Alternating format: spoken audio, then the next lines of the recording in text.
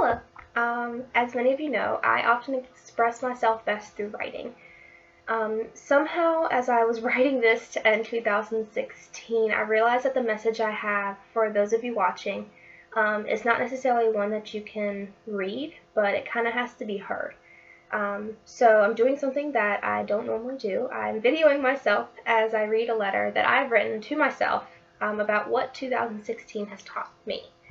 So bear with me if I don't look at the camera, kind of going off of a document that I had written earlier tonight. So 2016 has been a year that I never saw coming. In the past 365 days, I've had more ups and downs than I could possibly count.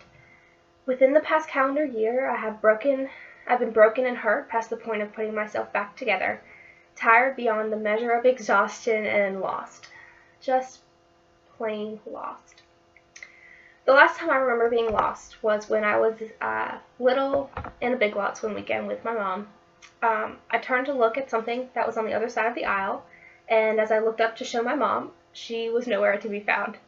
The instant panic and sense of pure anxiety I felt within is something that I'm all now too common with in my 21 years of life. You see, I have a problem with anxiety. I worry too much and I pray too little. My brain thinks too much and my heart has become guarded by way too many walls that I have built up to keep out various forms of fear. I think that we all tend to do this in one way or another. It's kind of a human instinct. Some do it more than others, and I'm one of those. But the problem is that over the course of the past year, I caught myself building walls to protect myself from things that are inevitable in this world. The fear of pain, loss, worry, destruction, loneliness, anxiety, thousands of other things have built themselves up to create a barrier that so many of us feel and walk around with daily. And I found that as my year progressed and life-changing events occurred in my path that forced my biggest fears into existence, the more I relied on the only thing to get over my walls.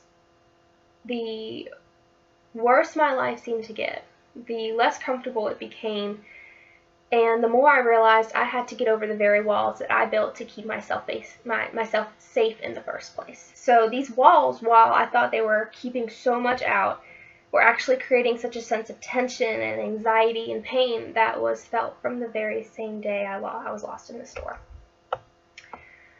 2016 has taught me that life on this earth is something that cannot be predicted, estimated, or planned.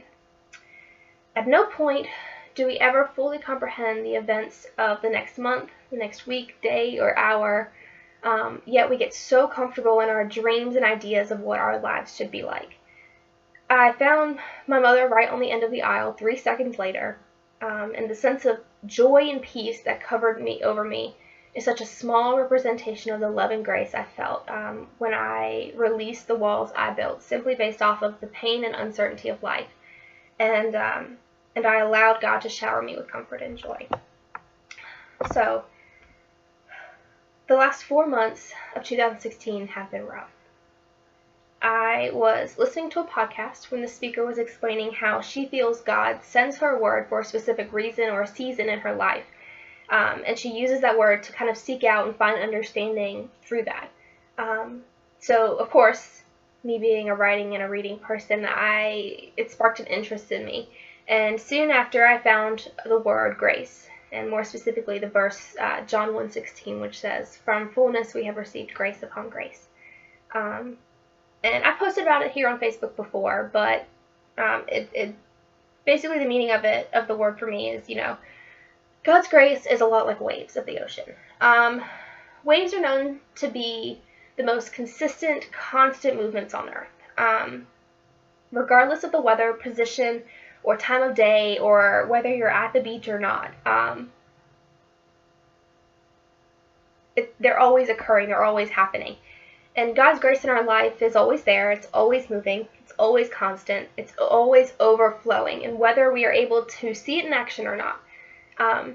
So I took this verse and the visualization of grace to heart and applied it to my daily life. And through the stress, the anxiety, and the pain of 2016, His amazing grace has always been constant.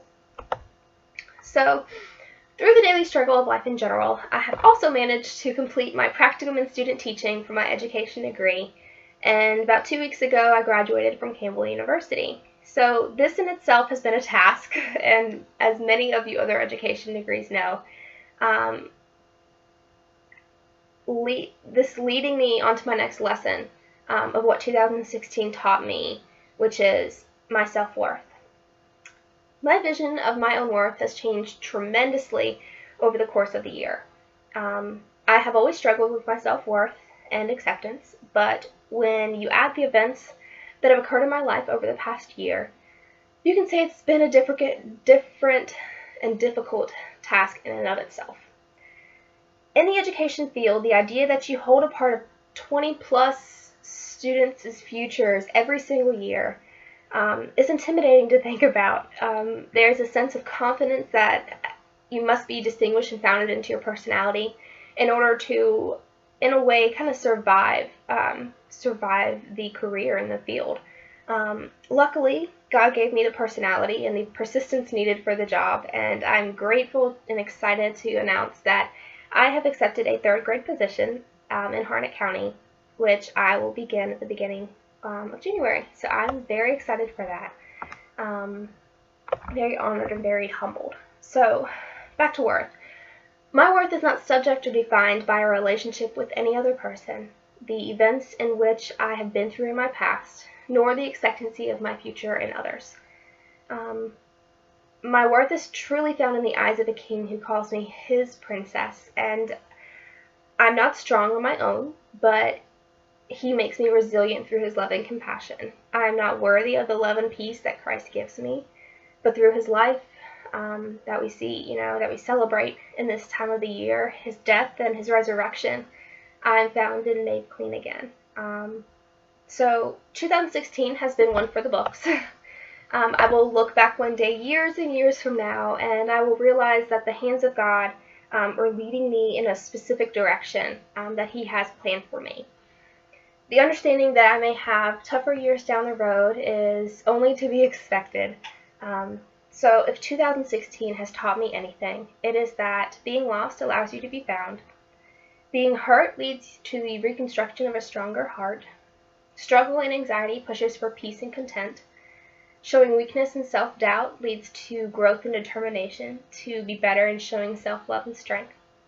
Take the time to look back on the past 365 days in 2016 and be thankful and humble for both the positive and the not so fun events that have occurred, and identify the lessons that God has allowed you to learn and grow from, and use those in 2017. Show love and gratefulness for the people that have supported you this year, and be thankful for the opportunity to have people that you have learned and grown from that may not be there in the next. And most of all, remember that no matter what walls you build, what anxiety or worry, self-doubt or struggle that comes before you in 2017, that there is a God that can knock those walls down. He can calm you, fill you, and give you an outstanding amount of grace to get through it. And my new word/phrase for the beginning of 2017 is to be still.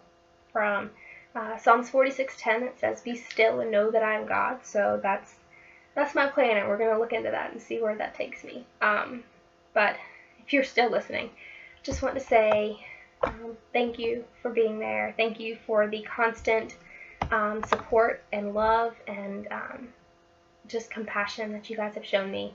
And I only pray that God allows me to and uses me in outstanding ways in 2017. Happy New Year.